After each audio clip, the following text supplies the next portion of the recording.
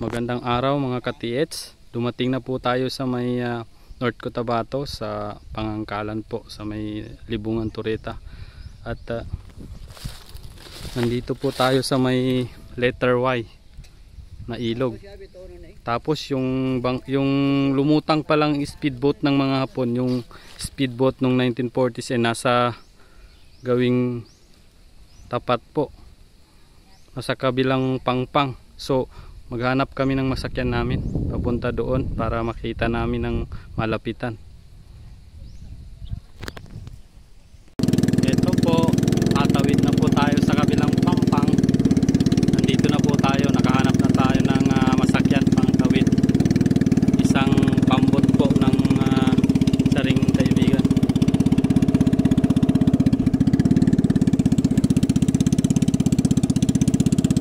Lapit na po tayo.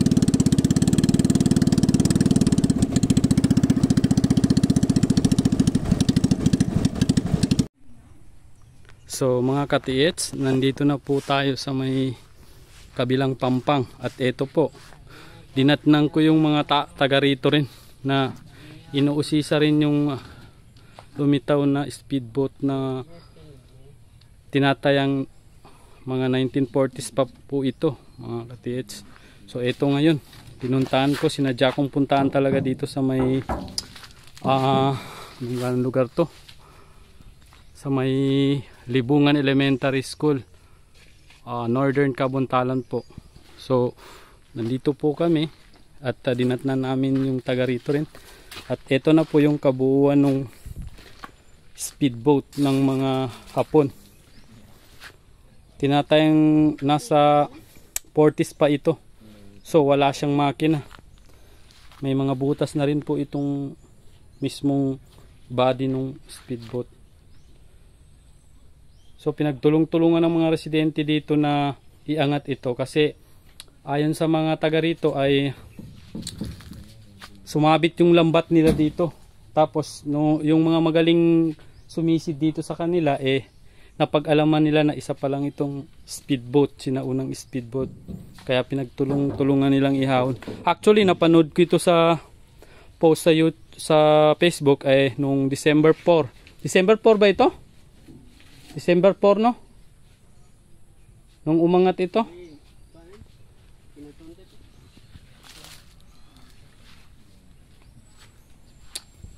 Ito na yung kabuuan ng speedboat na lumutang. So sadyang ang ilog natin ay napakaraming tinatagong kasaysayan. Kasi ang ilog na ito ay nagsilbing transportasyon ng mga sinaunang ninuno natin. Kasi nung panahon na yun ay wala pang kalsada. So ang nagiging transportation nila sa pamamagitan ng pagsakay ng sasakyang pang tubig po. So nandito po tayo sa may letter Y na ilog. So yung banda sa kaliwa is papuntang Balugo. Yung sa kanan naman papuntang Datupiyang na yan. Yung dito banda. So ang forma nitong ilog ay letter Y. So yung dito po ay papunta na po ng Cotabato City sa may Rio Grande. So ito na po, sinadya ko mismo yung speedboat ng mga Hapon. So meron siyang parang kinakabitan ng panghila-hila nila. So ayan po.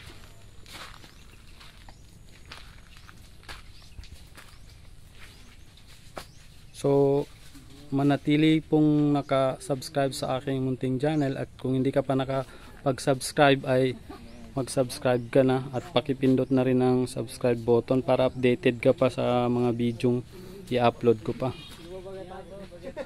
So ito po.